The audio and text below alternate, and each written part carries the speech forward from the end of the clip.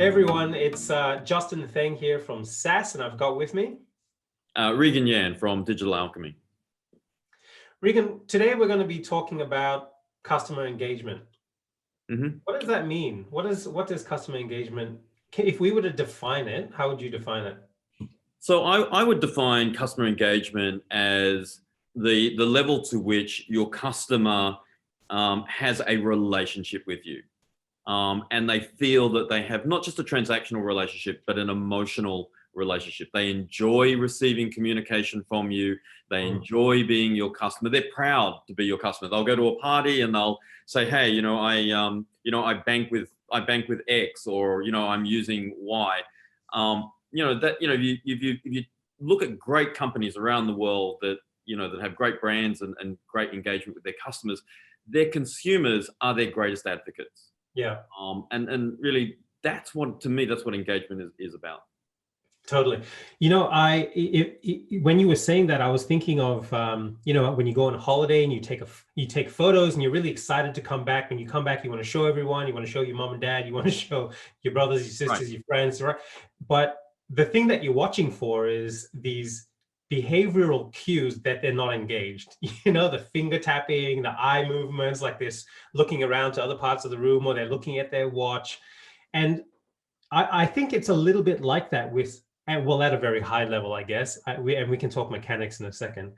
It's like that with brand engagement, brand customer engagement digitally.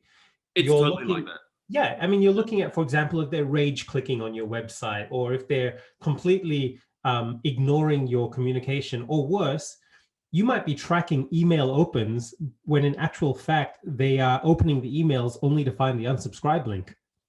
Well, I think the thing is, organizations, will typically measure email opens, for example, as an average statistic across a campaign, and they'll think that's great. But they very rarely look at the individuals that have stopped opening. So to your point, if somebody has stopped opening your emails, if they've stopped responding to you, then you've done something wrong, right? Something is going wrong in that relationship. That's right. And there's an action that you can do for people who are not opening emails anymore and have never purchased, versus people who are opening lots of emails, visiting the website tons of times and not purchased. And those who have purchased are customers and have shown that behavior. Regan, is there a way that you guys at DA, Digital Alchemy, track engagement and map it to revenue? Because I think that's something that a lot of people miss. In my world, customer analytics empowers customer delight. How about you guys? Right. So we find the same thing. So the first thing we do is we create a measure for engagement itself, right? And you can't go and ask customers, how engaged are you? It's like asking your partner, do you love me? The answer is disingenuous. So you can't ask customers whether they're engaged. It's why satisfied customers leave, because people aren't truthful with you. So we could discuss NPS scoring at length in another a whole separate issue, right? Yeah. So in my view, you've got to look at those sort of non-intentional cues. So are they opening your emails? Are they purchasing from you? What are their transaction patterns? Are their transaction patterns dropping off? Are their spend patterns dropping off? Are they increasing? When was the last time they purchased a product from you? Do they visit your website? What do they do when they come here? Do they always hit the inquiry page? Do they call into your call center? Did they just have a really long conversation with someone in the call center? So looking for patterns of events. From that, we create a measure of engagement, and we're constantly tracking those cues to measure your engagement. And the reason that we do that is because we have a hypothesis. Our hypothesis is that customers that are engaged are more likely to purchase. Yes. Right. And it's been proven many times, and there's lots of evidence in the literature to demonstrate that this actually occurs. Of course. Well, I mean, search engines are built off this hypothesis. Exactly. So the thing is, once I've got a measure, how do I convert that into understanding what the value of that measure is? And the reason that it's important to understand what the value of the measure is because to increase engagement, you need to invest something in that process, right? And my experience is that when organizations are creating campaigns and marketing, the engagement or the lifecycle campaigns are always relegated to the back of the pile because there's no direct influence on revenue or sales or the things that, that drive quarterly results. As far as they can see. As far as they can see, right? Or so as far as they're willing to look. Well, as far as they're willing to put their hand on their heart and get to the next quarter, to be fair.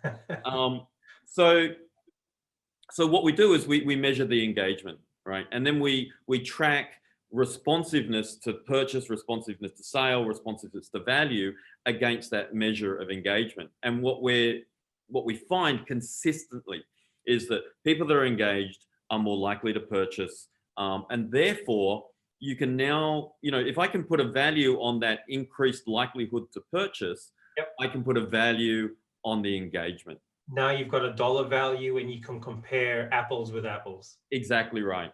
Exactly right. So if I know that an increment engagement of, an increment of one step in engagement increases the value by $1 million, I know that if I invest $300,000 in bringing those people up a level of engagement, then there's $1 million that I'll be able to sell more easily to those. Yeah, and it's that granularity, Regan, of interaction that I think, a lot of people say, oh, we have customer analytics, or we have analytics, or we have data.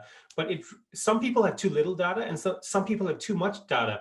But the point is being able to take that granularity of data and make a hypothesis like we've just done, yep. and then tie it to a dollar value, ideally. I mean, there are brand components. Being an ex-ad guy myself, I look at customer analytics, producing customer delight, because it empowers courtesy. You're allowed to take that historical data, things that they've done. Maybe it's somebody's anniversary, or maybe it's their birthday, or maybe they seem to be looking at a particular category of product. Maybe they're nesting during lockdown. And then predict it using AI and machine learning and things like that, and predict behavior so that your next communication or your next campaign is planned around, the right thing at the right time. That we always talk about that in marketing. Right.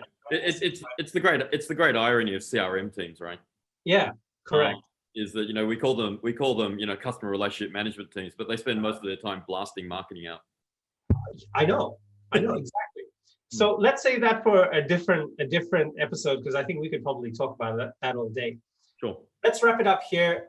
Once again, it's Justin Theng from SaaS, and Regan Yan has joined me from Digital Alchemy, and we're going to do a lot of these together. So if you have more questions about this particular topic, check out the links in the description below. You can get in touch and ask. Regan and I work closely together in our respective companies, SaaS and Digital Alchemy. Regan, any last words before we go? I think, my final words are that engagement is incredibly important to the future of our marketing, particularly in the digital channels, because they're so saturated.